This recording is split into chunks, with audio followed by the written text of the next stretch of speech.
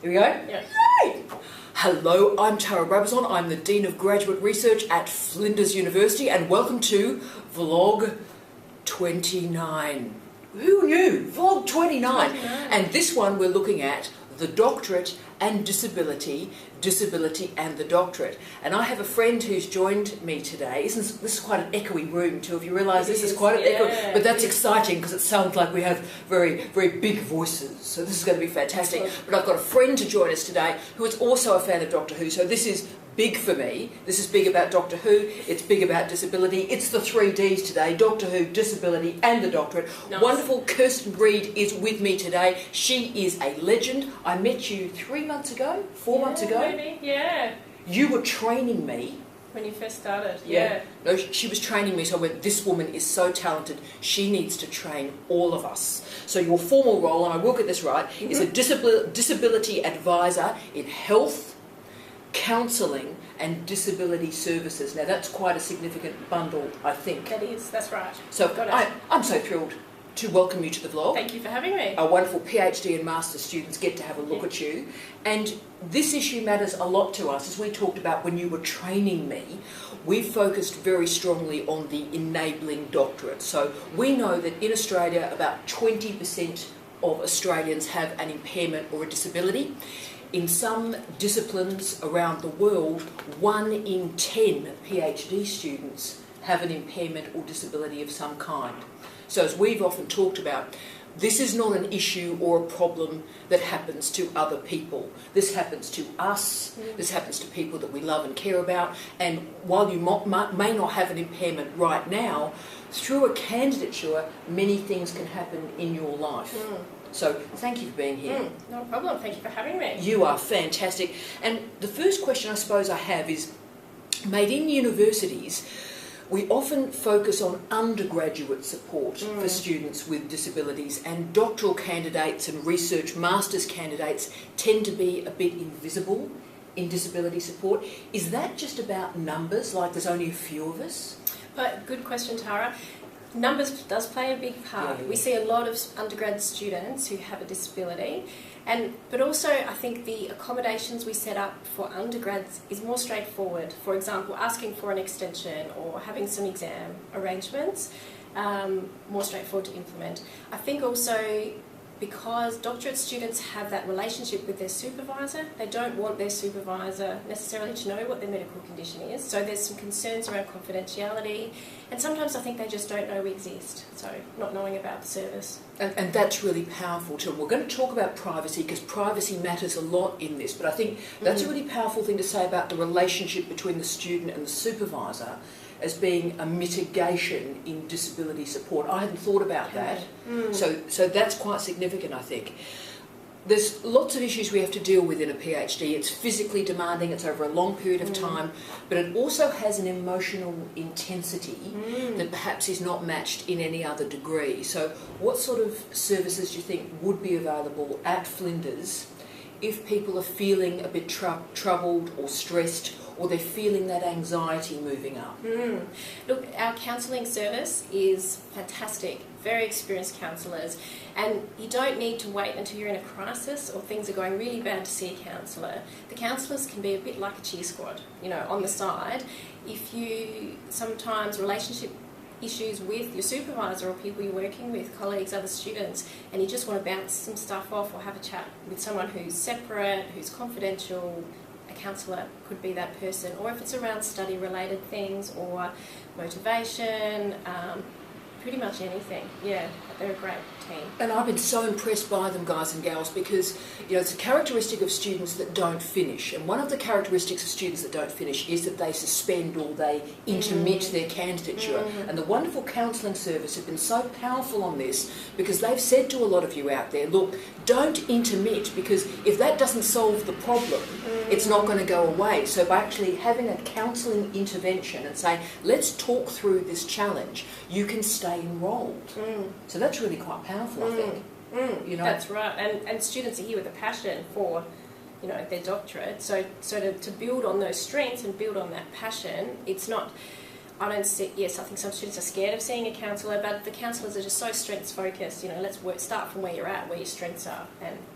And solve the problem. I just think that's so empowering in life to say, look, the problem's not going to go away if we just kick it to touch. Let's handle this issue as part of the doctorate. So I've been so impressed by your team, and they've really transformed a lot of students' lives. So that's brilliant. Where we're going to get into now is something you know a huge amount about, and that is Australia and Australian universities and workplaces more generally have put in place these disability action plans. I think it's in the law as well about the disability action plans. Now the challenge is, what would one of those look like for a PhD student? Do we have them in place already? We have access plans for students, PhD students. Ideally for us, we love to meet students right at the beginning, but as you mentioned, things change throughout your PhD, and perhaps at the beginning you think, I'm coasting along okay, I don't need extra support, but halfway through there's a new diagnosis, or things change, or the stress builds up and you're in a place where you're thinking, no, it's not working, what's happening is not working. So we can set up access plans later on in throughout the study as well.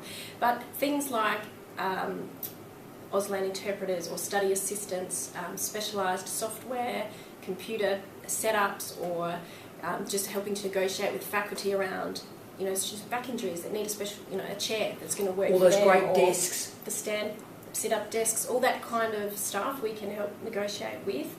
If you're going to a conference and you're not able to do that independently, you need some kind of assistant. We can look at how could we make this work? How can we do this with what your medical condition is? And see, that's phenomenal, because often when we think about disability action plans, we think about, it'll add time to a candidature. But actually it can be so many more, and your multiphasic support structures that are in place beyond simply time. That's right. And there are, definitely time is another big one for students. Maybe you take longer to read, or longer to write, or longer to process to get through the PhD, and so it's really worth sitting down and having a chat about, one, how you're going to fund the extra time, how can we look at other scholarships or other things, or rather than taking a break, do we somehow work out a part-time arrangement so that you're still doing a little bit of study along the way? And as we've talked about, this university has deeply committed to this. Our Vice-Chancellor is committed to this. Our Deputy Vice-Chancellor, Rob Saint, bless them all, have committed to this. We are an enabling university. We mean it. And one of the ways we show that we really mean it is where the rubber meets the road for these disability action plans. So it really helps us, and I think it helps the planning for students too. What is this candidature going to look like? And that helps the completion of the thesis as much as the impairment, I think. Really significant. Definitely. Let's get into the services that are available. There's so much that you guys do. It even surprised me. When students are thinking, oh, look, what is available to help me? Could you give us a list or a vibe about what's available? There is a lot. Through the Health Counselling Disability Services, we have GP, nurses, counsellors, disability advisors as a start. But through that, we have lots of connections with things around scholarships, around international student support, Think Well workshops, which are... they're brilliant. The imposter syndrome stuff as well, So looking at those, even training for staff here at university around disability or mental health or other things that are going on, we can help negotiate for that, and orientation programs that we run too. So tell you what we should do, and I want the students to give us feedback on this. You and I as a family should probably think about supervision and supervisory training for students with an impairment. I've never done a lunchtime workshop on that. I wonder if we should. Why not? Should we do that? Yeah. If it would be useful, you tell us about your experiences with your supervisors in terms of impairment management. Tell us what we need to do, and we'll try and create a bespoke structure to enable our supervisors as much as our students. So you tell us, and we'll try and come up with something. I like it. That's exciting. Yeah. And that, of course, leads to my next point that you touched on at the start, which is the issue of privacy. Now, privacy is incredibly important to the work that you do. It's incredibly important to the work that I do and how we think about this issue.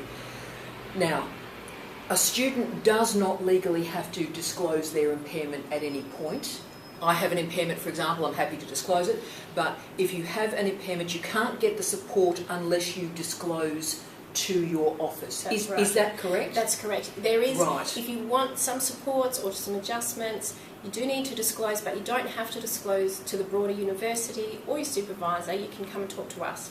Our IT notes and systems are not connected to Flinders Connect or enrolment or academic notes, so supervisors, lecturers can't access any of our stuff.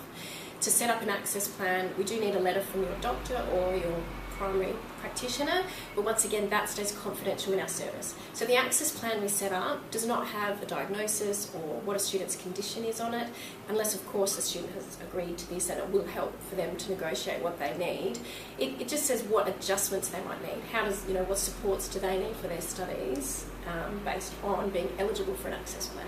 And see, that's great, because a large number, by my remembrance from the research literature, about 40% of impairments are invisible impairments. So obviously, when there's a physical mobility concern, it tends to be more visible, but so many impairments are invisible, and you need to know, if you disclose, there is a privacy manifesto around what you do and certainly what we do as well, and that does matter. That's right, it does. And some students just have that sense of complete relief when they go, I don't have to tell everybody everything to justify what I need.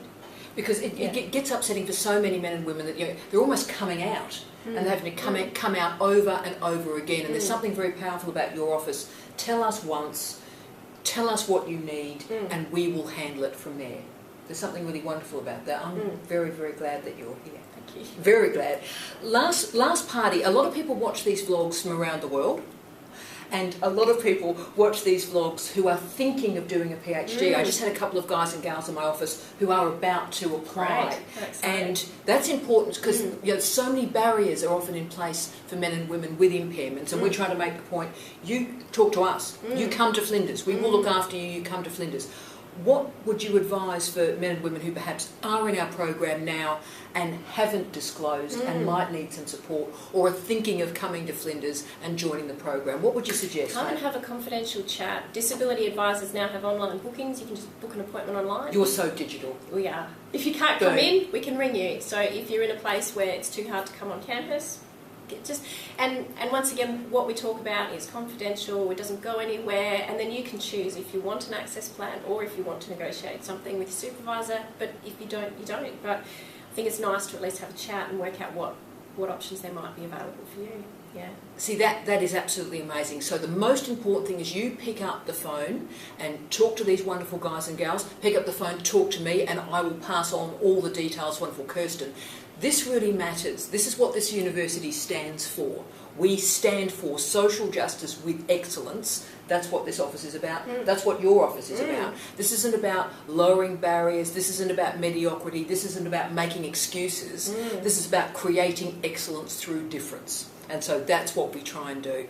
We also should do a big shout out to the wonderful Daryl, who is the inspiration for this session today. He's an amazing human being. He's, I believe, halfway through his PhD. We are thrilled with you, Daryl. I know you watch these every week. Hi, mate. Lovely to see you. Yay! And Kirsten, on behalf of the Office of Graduate Research, on behalf of the wonderful students and staff who watch these, thank you for all that you do. You are a special, brilliant woman. And I feel very lucky at this university that you are supporting what we do. Oh, I think I should shout out to my team, because it's not just me. There's 4 disability advisors, so get in touch with any one of us. Yeah, there's Paula, Tony, Liz and myself. And they're all amazing, and they have trained me well, I hope. I hope I've represented you well. That's been good. You're amazing. So thank you for your time. As always, thank you for your time. Thank you. And I wish you love, light and peace. She's brilliant, eh? Bye-bye. Thanks. See ya. Did that go all right? You